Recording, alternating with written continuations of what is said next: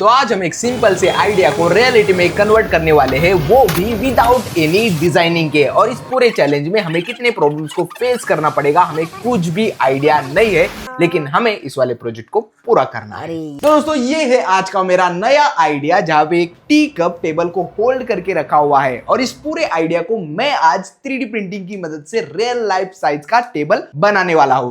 लेकिन दोस्तों उससे पहले हमें सबसे पहले इस वाले डिजाइन को डेवलप करना होगा, और इस डिजाइन को डेवलप करने के लिए हमें स्कल्पचर डिजाइन आना चाहिए। और मुझे स्कल्पचर डिजाइन के बारे में घंटा कुछ नॉलेज नहीं है, तो उसके लिए हमारे पास एक स्पेशल एआई टूल है जिसका नाम है न्यूरल 4D। हाँ दोस्तों, आप इस वाले एआई टूल को यूज करके किसी भी टेक्स्ट की मदद से 3D मॉडल को कन्वर्ट कर सकते हो, वो भी कुछ ही सेकेंड्स में। और यहाँ पे अब बारी है हमारे इस आइडिया की। तो सबसे पहले मैं इस वाले इमेज को गूगल जेमिनाई को यूज करके इस वाले इमेज में कन्वर्ट करता हूँ। अब मैं यहाँ पे इस वाले इमेज को हमारे नए एआई टूल न्यूरल 4D के साथ शेयर करने वाला हूँ। और इमेज शेयर करते ही कुछ ही सेकेंड्स में हमारा 3D मॉडल रेडी। दोस्तों बिल्कुल यकीन भी नहीं हो रहा है, और आप भी यहाँ पे देख सकते हो ये जो 3D मॉडल बना है दोस्तों, बहुत ही नेक्स्ट लेवल का यहाँ पे डिटेलिंग दे चुका है। और आप इसके स्लॉट्स को भी देख सकते हो, जो स्लॉट्स बनाए गए हैं, हर एक स्लॉट यहाँ पे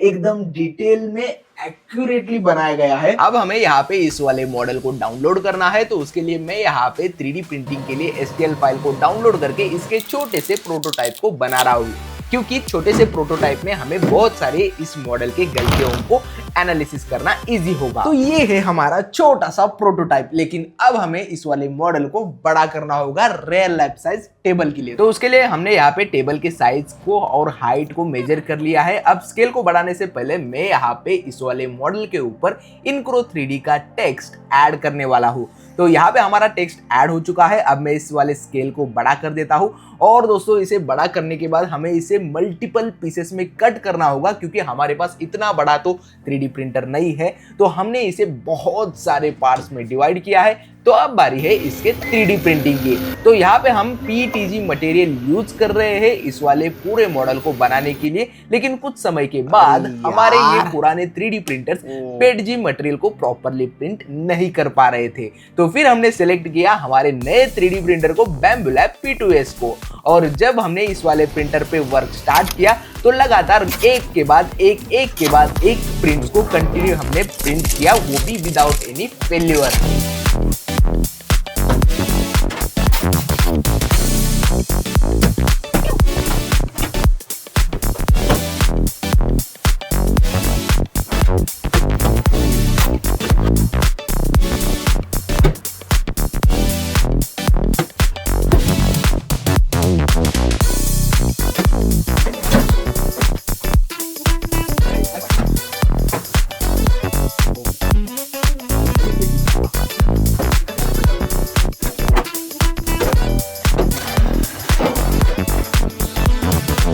एक, दो, तीन, चार, 5। तो यहाँ पे टोटल 5 kg फिलामेंट खत्म हुआ है, लेकिन और बहुत सारा 3D प्रिंटिंग बाकी है।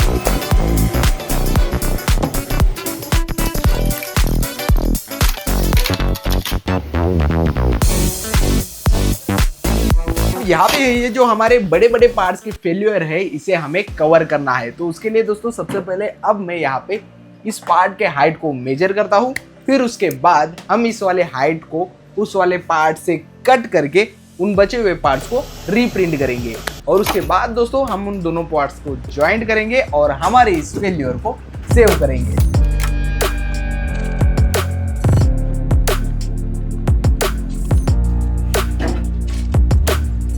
तो ये रहे हमारे सारे पार्ट्स। अब हमें इन सभी पार्ट्स के सपोर्ट मटेरियल को अच्छी तरीके से क्लीन करना होगा। और ये जो सपोर्ट मटेरियल को क्लीन करने का प्रोसेस है, ये लंबा इसीलिए हो चुका है क्योंकि हमने हर एक पार्ट में इस वाले स्लॉट्स को प्रोवाइड किया है, ताकि हमें इस पूरे सिस्टम को असेंबल करने में इजी हो। लेकिन दोस्तों ये जो हमारा प्रोसेस है, वो सच में कितने सही तरीके से वर्क कर पाएगा, इसके बारे में हमें कुछ भी आइडिया नहीं है। लेकिन हमने इन सभी पार्ट्स को प्रॉपरली यहाँ पे क्लीन करके रेडी किया है, और ये रहे हमारे सारे पार्ट्स। अब दोस्तों मेरे कैलकुलेशन के अनुसार ये सारे पार्ट्स प्रिंट होके कंप्लीट हो चुके हैं, लेकिन एक बार हमें इन सभी पार्ट्स को रफली असेंबल करके क्रॉस चेक करना है।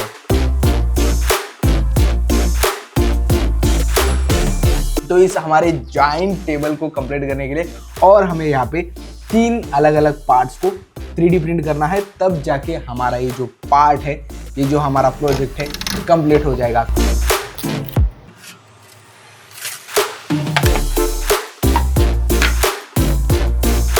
एंड अब मैं यहाँ पे इस पूरे सिस्टम को असेंबल करके यहाँ पे मार्क ऐड करने वाला था, ताकि जब हम यहाँ पे इसके सभी पार्ट्स को परमानेंटली ज्वाइंट करने वाले रहेंगे तो उस समय यहाँ पे कुछ भी कंफ्यूजन नहीं होना चाहिए। तो यस, फाइनली अब ये हमारा टी टेबल फाइनल असेंबली के लिए तैयार हो चुका है। अब हम इन सारे पार्ट्स को परमानेंटली ज्वाइन कर लेते हैं। हमने स्टार्ट में सोचा था कि इस वाले लॉक सिस्टम की मदद से इसे इजीली असेंबल कर पाएंगे, लेकिन यहाँ पे उस रीजन की वजह से क्या होने लगा, जब हम 2 पार्ट को ज्वाइन करने लगे तो वहां पे गैप बढ़ गया, और उस बढ़ते हुए गैप की वजह से हमें इन सारे पार्ट्स को लॉक्स की मदद से असेंबल करना लगभग इम्पॉसिबल था।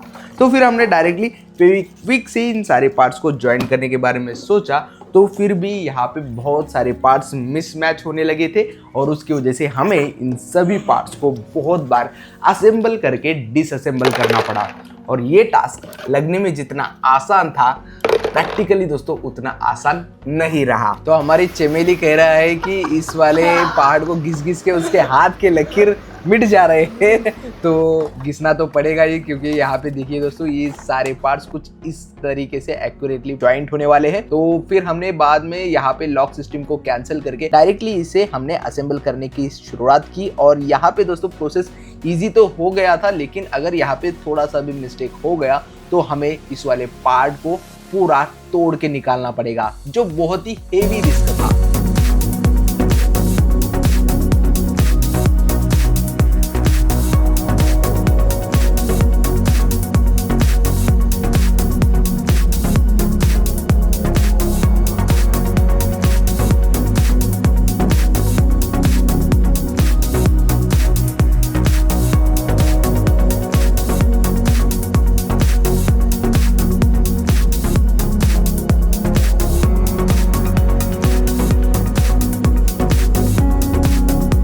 यार, और इतने पार्ट्स को ज्वाइंट करना है।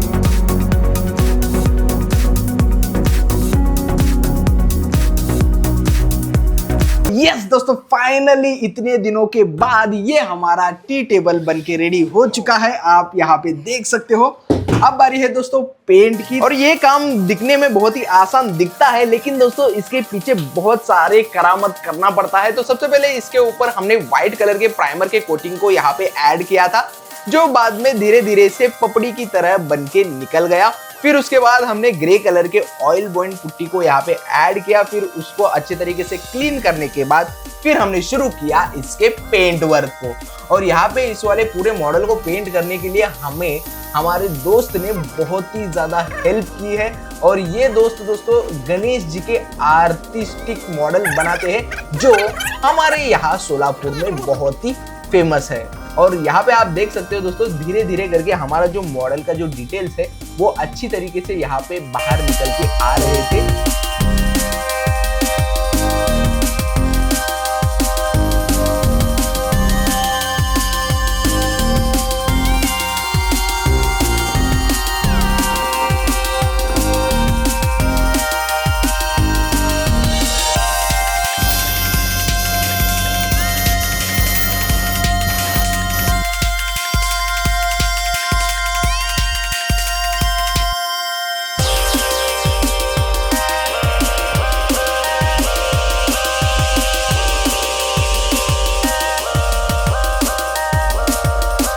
अब यहाँ पे मैंने पूछा कि इस वाले मॉडल को पूरी तरीके से पेंट होने में कितना समय लगेगा, तो उन्होंने कहा और बहुत ज़्यादा समय लगने वाला है। तो उसी टाइम को सेव करने के लिए मैंने यहाँ पे इसके आगे के वर्क को स्टार्ट किया था।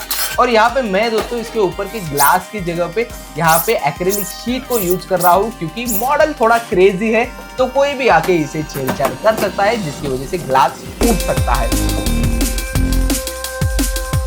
और मेरे दिमाग में और एक आइडिया आया कि यहाँ पे हमें इस वाले एक्रेलिक शीट के ऊपर सेंटर में हमारे लोगो को ऐड करने से ये जो मॉडल है हम जब भी यहाँ पे ऑफिस में यूज करेंगे तो ये थोड़ा यूनिक लगेगा। तो उसके लिए हमने यहाँ पे हमारे इस दूसरे मित्र को बताया कि हमें इस वाले एक्रेलिक शीट के ऊपर सेंटर में लोगो चाहिए, तो उन्होंने हमारी मदद की इस वाले लोगों को इसके ऊपर ऐड करने में। और एनग्रेविंग में हमें ज़्यादा आइडिया नहीं था, लेकिन अब यहाँ पे हमें समझ में आ चुका है कि इंडस्ट्रियल एनग्रेवर्स को किस तरीके से ऑपरेट करना चाहिए। और फाइनली हमारा ये जो काम है इन्होंने बहुत ही अच्छी तरीके से कंप्लीट करके दिया। और आप भी दोस्तों यहाँ पे देख सकते हो ये जो प्रोसेस है हमारे 3D प्रिंटर्स की तरह ही है, लेकिन यहाँ पे दोस्तों Z एक्सेस का काम नहीं रहता है, यहाँ पे सिर्फ X एंड Y दोनों एक्सेस का काम रहता है। और यहाँ पे मैक्सिमम यूज होता है लेजर, जो उसके पावर की मदद से यहाँ पे शीट को कट करता है।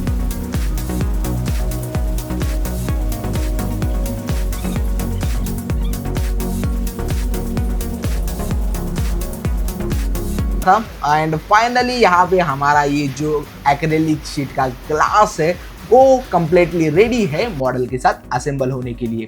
अब यहाँ पे आप देख सकते हो दोस्तों आर्टिस्ट ने बहुत ज़्यादा मेहनत करके फाइनली हमारे इस वाले मॉडल को लिपस्टिक लगा ही दिया।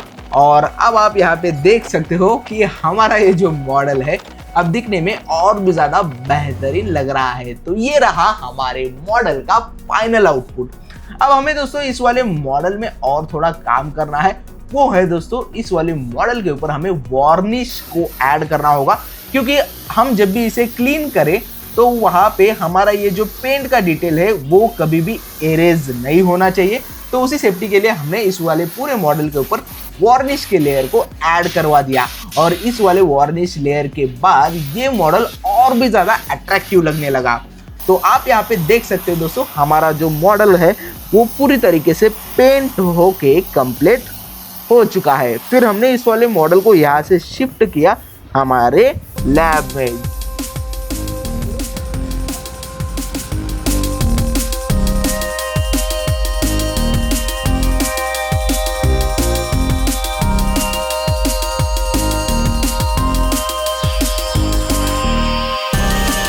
अब ये चीज बहुत ही ज्यादा सेटिस्फाइड है। तो अब मैं यहाँ पे इसके रैपिंग कवर को निकालूंगा।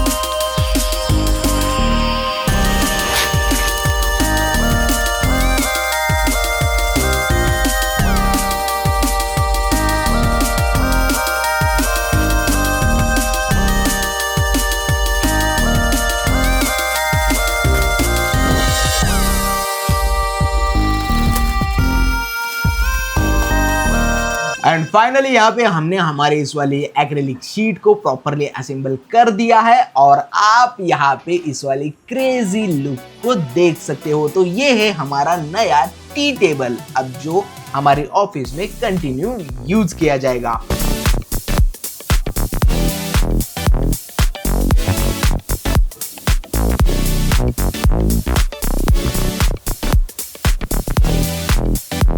तो आप यहाँ पे देख सकते हो दोस्तों हमारा जो मॉडल था सबसे पहले हमने इस वाले छोटे से प्रोटोटाइप को बनाया, फिर जाके दोस्तों यहाँ पे हमारा ये वाला बड़ा स्केल एज इट इज बन के रेडी हुआ है।